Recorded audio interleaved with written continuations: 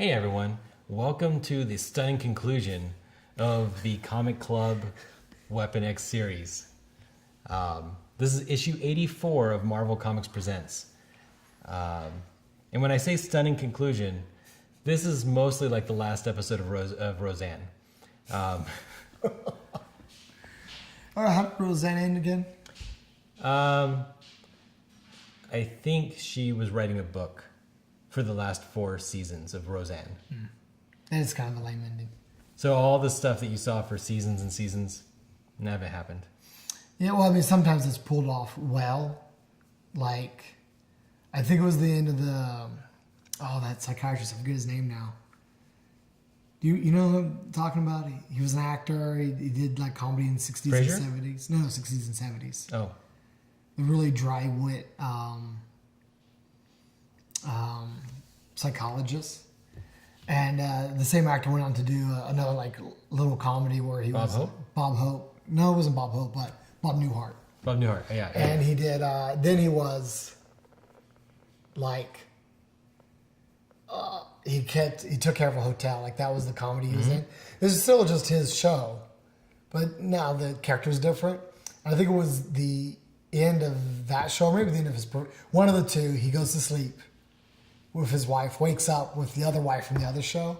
It's like, oh, I just had the craziest dream. Like, it was actually a pretty cool way to do it. Yeah. But like Roseanne or like this story, you'd be like, all this great craziness you just saw, which is actually probably exactly what does happen, but not exactly. Yeah. Well, we're gonna auto-magically change it all, and worse yet, it doesn't really serve any purpose. It doesn't serve any purpose at all. So the beginning of this comic Starts off good. It starts off with the end of Before. Yeah. So he's killed the professor. Yeah. He tosses him out into the pit below that's burning. Yeah, the burning pit thing. It looks as if maybe he had passed out at some point. Yeah. Wakes back up. I mean, it's still in a movie. I could see this being like an interesting shot, but the payoff is completely still not worth it. Because it looks like maybe he's talking to somebody on the radio. But as you read more and more, and as he interacts with this guy on the radio, you get the impression, like, you remember the words have already been spoken before. Sure. So that's kind of what starts to give it away. Yeah. And then as he's escaping the facility, he gets swallowed up in a nightmare. Yeah. No, there was a little bit of a clue in the very beginning of this because he says somewhere on here that it's like a random playback. Oh, yeah, like he's listening to some playback on the radio or something. Yeah, it's like some kind of random playback. So, and I think that's... So, what he's experiencing at this point is like the program they've installed in his head, just like randomly redoing pieces or something. And something like that. Yeah, he's trying to make sense of what's going on. He sees the decapitated hand. He's conscious. At this point, he's just awake. He's Well, it happens really fast. It immediately starts off with the last episode, him tossing the professor off. Then it's as if he passes out. They don't explicitly show it, but you can tell by the pacing. It's as if he passed out. He wakes up, but now he's disoriented and apparently doesn't remember what happened before. Yeah. Even the page you just saw before. And he's now conscious, fully conscious, apparently looking fully conscious, is trying to piece it together. Yeah. And he hears this weird playback of guards screaming about breaching containment. He sees a severed hand. He sees some dude in a yellow jacket, Cornelius, all beat up and gutted. He sees his own claws. And when he sees his claws, he's like, am I dead? Am I a walking dead man? And something, well, that's what the professor kept saying to him. Yeah. Or spouting. Yeah. Yeah. About both of them, really, I guess. And at that point, he remembers. So he asks himself, is he a dead man? Because the professor told him that he was. No, again, it's another thing. The professor was really talking about both of them. Because he said, I'm a dead man. I'm a walking dead man. Then he accuses Logan. Because he's burning or whatever. Yeah. And then he remembers the professor saying, you're an animal. And at that point, again, this is this battle between, is he an animal or is he human? And he says, no, I'm Logan. I'm a man. And then he's hearing, no, you're an animal. And then he's like, "Oh, they found me out." Well, he kind of like this is whether or not he retains it or not. He comes full circle. He's like, I remember what happened now. They snatched me up, cut me open. They found, in a sense, because I think they kind of touch on it a little bit. Like he knows he's a mutant, and he was trying to hide. He's trying to hide it. And they found him, and he kind of knows that's why they went after him. Yeah. Yeah. So we mentioned before, like when he was being kidnapped and he was fighting, he didn't claw anybody. But I'm actually wondering, maybe he didn't even know. No, he knows about the bone claws. He used them as a kid. Oh, did he use them as a kid? That's how he. I can't remember how the story. Is this in the movie? It's by either Fox? both actually. It's because it wasn't in here. probably the best part. Again, that's the problem with X-Men Wolverine Origins. It compressed too much. Yeah. Of too many things that were all legitimately on their own good stories. Okay. And I can't remember now. He either stabs his real dad, his fake dad. They played a little bit of mystery there about who his real dad is. I think they give it away. I can't remember. He stabs somebody with the bone claws. I still swear when he gets the adamantium ripped out, he acts like he doesn't have claws anymore. And then at the last, there's like an episode where it's raining, and he's like, "Rah!" I'm sure. And claws like come out, and it's like, oh my god, the claws weren't metal. I'm sure. Well, first off, and this is kind of the weirdness when you don't plan a character out. First Wolverine shows up out of nowhere, and he's just a Hulk villain. Number one. That's all Wolverine is a Hulk villain. Yeah. And then they're like, oh, there's some popularity there. Let's bring him back. And then one writer gets a hold of him, and the metal claws were from an experiment. And then they had a huge reveal when Magneto rips the metal out of him because the claws weren't the metal from the experiment. They were bone claws the whole time. And they're like, well, how are you going to explain the bone claws? And then they do X-Men Origins. Right? They don't start with X-Men Origins Wolverine. That's like in early 2000 after they've got all the other reveals. Yeah, but this is 1988. The That's what I adamantium mean. gets ripped out in the 90s. All these reveals were already made before the writer gets to X-Men Origins. Yeah. So did he know about the bone claws before and he had never used them? Maybe the writer of Wolverine Origins kind of didn't know, didn't care. Maybe he suffered amnesia from the traumatic experience of killing one of his dads. You know, he talks about not knowing his mom. Yeah. So. And he didn't ever actually know his mom, I think. His real mom. So we talked about how real the comics were, how sane they were getting. At this point, once he realizes that he's a mutant, that they caught him, they found him out, that they experimented on him, the moment he figures that out, everything unravels again. Well, he gets wrapped up in the nightmare. Yeah. Yeah. And so he's being chased by the animal. I think what you're seeing is, because this is, to me, reminiscent of, I believe was going on when the adamantium was like tearing him to pieces. Sure. Yep. And like, that's the thing that's consuming him. This project that made him into an animal is consuming him. And that's where all like the spikes and stuff is coming from. I don't know. I mean, I think like, because he says, I must get away. I must run forever. Yeah, fight forever. No, never give in to the beast. He's trying to, right? You see the spikes coming out, it's still catching. But I don't think they did this to him. I think this is what he's been running from his entire life. Oh, Rich, you just got to another level. You got to like, we're going deeper, Rich. Let's go deeper. No, that's actually probably as deep as it goes. But no, that's kind of funny. No, I'm like, this is the program getting a hold of him and making him into a monster. But no, maybe he was the monster the whole time and he's still trying to run away from it. And the program brought it out. A combination of the two. Yeah.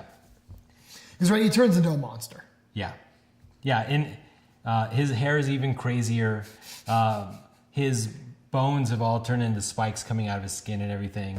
And then, boom. Wakes up. We're back to reality. Back to reality. Yeah. And we're back to possibly the fight after the grizzly bear. I get the impression, which I think is actually kind of interesting, only for amusements. I don't think there's actually any relevance to it. This has been going on for a couple of weeks. The psychological, I guess another way, it was, remember I said Cornelius was doing, there's two programs going on in tandem. Yep. One is a program, psychological, I keep forgetting the words for it, but like where you program somebody through brainwashing brainwashing, yeah. which is so they can go beyond the 10-mile radius, I suspect. And then you got the batteries and the machine parts that give them direct control within a 10-mile radius. And Cornelius had talked about, hey, we need to do more of the psychosis. Yeah.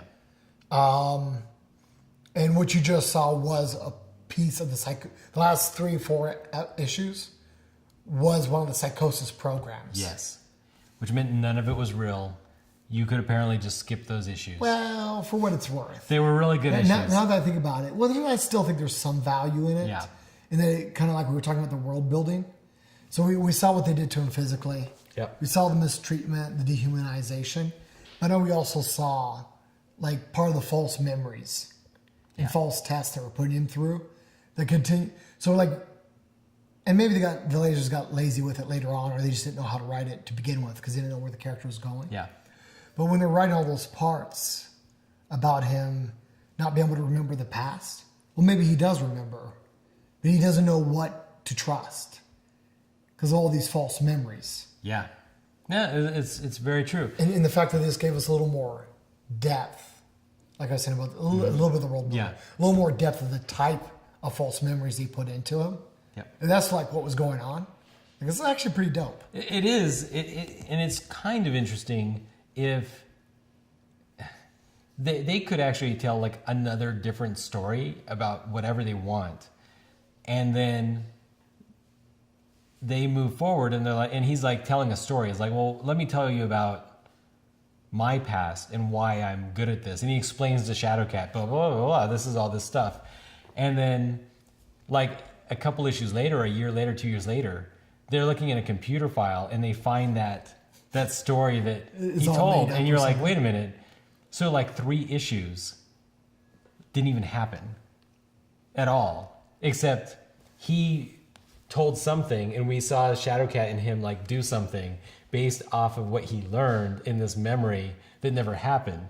And that really makes You mean like the false memories keep coming up? Or yeah, like he keeps like he could keep making decisions off of these false memories. because he doesn't know which ones are real or not. Yeah. And like the more we get insight into that, like the happier I get. Yeah. Because then everything I've come to understand that Logan's supposed to be about, I'm able to like be more sympathetic towards Sure. it. Because if I had false memories that vivid and sometimes that horrific, Yeah. like I'd be kind of a grumpy, mean dude too. Well, and if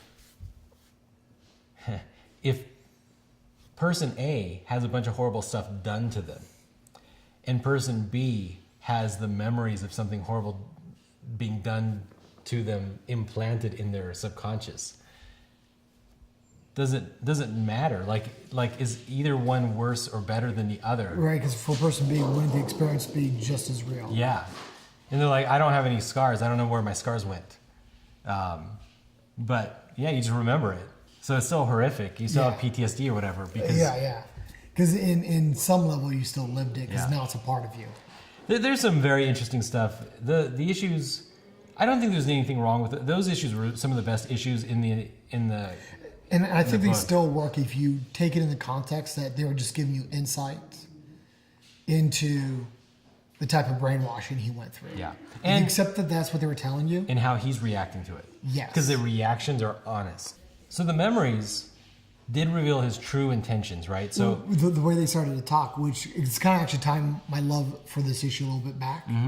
Because you're right, like they were talking about what they saw in the latest psychosis experiment, whatever. yeah. And like, yeah, he was being honest. He wasn't there to kill everybody. Yep. And he definitely didn't want to hurt Hines. Yep. And that's, in the end, that's good for the character. It is. Yeah. Well, because I've seen it mentioned before. Sometimes, and it, again, depends on the writer. There's so many books, so there's a lot of different writers touching Logan. But when you write him as just kind of like this badass merc that is good at what he does, and what he does is kill people, it gets it gets weak. Yeah. Yeah. But an issue like this, like, yeah, he's a terrible person. He murders animals. He's going to murder a whole lot of people here in a little bit. But in his heart, if he's just being himself and there's not these outside guys pulling the strings, Yeah. he's not going to hurt somebody like Hines. Even though she was a part of the terribleness, he's not. He doesn't lack empathy. He's not a terrible person. Yep. Right? He can sympathize with what Hines is going through, and that maybe she didn't mean any of it. And she's not the right. We already said it, she's not the bad. Cornelius is not the bad person, because she even mentions it. I don't think he's going to get you either. It wasn't until you accidentally fired the gun. Yeah. So, right, the only person he's after is the one bad guy here, the professor. I find it crazy, but appropriate, that if the programmer or the professor programmed this memory, this virtual reality thing, he programmed himself being a douche. Like, that made sense to him. He was like, yeah, this is what I would do. Yeah. Oh, I mean, there's some weirdness there, but I'm actually not more I think about. I kind of like it. Cornelius is like, there's some weird stuff you put in there, like all the secret organizations and all these other guys pulling strings, and the professor's like, yeah, this other craziness, totally untrue. You can obviously tell he's like, well, I'm not imaginative at all, and I just wrote what I knew. I really want to believe that the writer comes into the Marvel office and he's like, boom, done. And then they're like, oh no, this isn't going to work. There's too many unanswered questions. There's too much stuff going on. We need more. So why don't you just say that all that stuff was a dream and do this stuff? And then but there's nothing more there.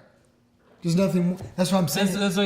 It's just bad pacing. Like, it's actually great to show you the psychological mess he went through, but the fact that it was like a bait and switch, and that's the way they paced it, that's kind of where it falls apart. I just find it weird that the professor was like, oh yeah, all that stuff, you like desperately talking to this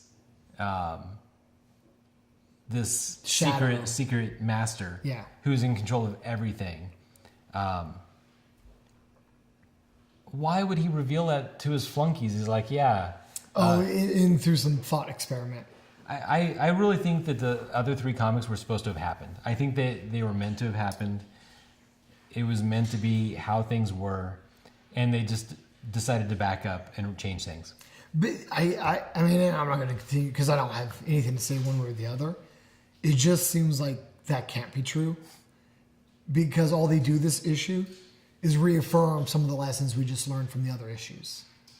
That Mr. Logan's not a bad guy. He wasn't going to kill Hines. Cornelius only got killed because he accidentally fired the gun because of what the professor did. Like, all this issue does is reaffirms that and introduces nothing new. Yeah, but it's like they wanted to have this bit of the secret master betraying them and killing everybody. And they wanted it.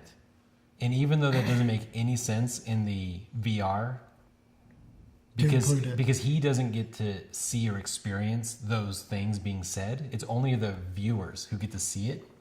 So it doesn't make sense that those things were like happening in the VR.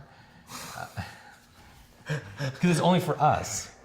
And so, well, like I said, Rich, either you're the best writer or you're a terrible writer. There's no in between here. Because either you identified something that was actually weighing the script down, or you'd leave something incredibly interesting out. One of the two. I don't know. Because he's given away the fact that it's true. There is somebody else out there. Yeah. Just by the way, or at least as an audience, you're going to pick up on that. And that somebody apparently has influenced the technology so that he has their own master robotic control. Yeah, and I don't think the mysterious, like. All right, and in the interest of brevity, I think we're going to wrap up. You got to laugh out that one a little bit. Yeah. Let's wrap up this issue. Weapon X was great, and I really enjoyed it. You know, somehow I missed it, even though I read comics around that time. I kind of stayed away from Wolverine. Sure. But I was happy I explored this. So the series of our Darkseid Cookies Comic Club is going to continue, and our next series is going to be Darkseid Wars. DC's Justice League Darkseid Wars. I like it. It's the end of the Jeff Jones run on Justice League. Jeff's good at what he writes. It's definitely played like an action movie. Okay. So not as much depth as what was going on for the Sure. Wolverine book. But it's fun. It brings in big DC guys. And it ends with a huge bang that leads directly into Rebirth. Okay. I love Darkseid, one of my favorite villains. So, yeah, I'm excited. I haven't read it yet, and I look forward to it. Yep. All right, guys. With that, if you could just help us out and click like and click subscribe, we'd really appreciate it. Otherwise, until next time, keep on reading.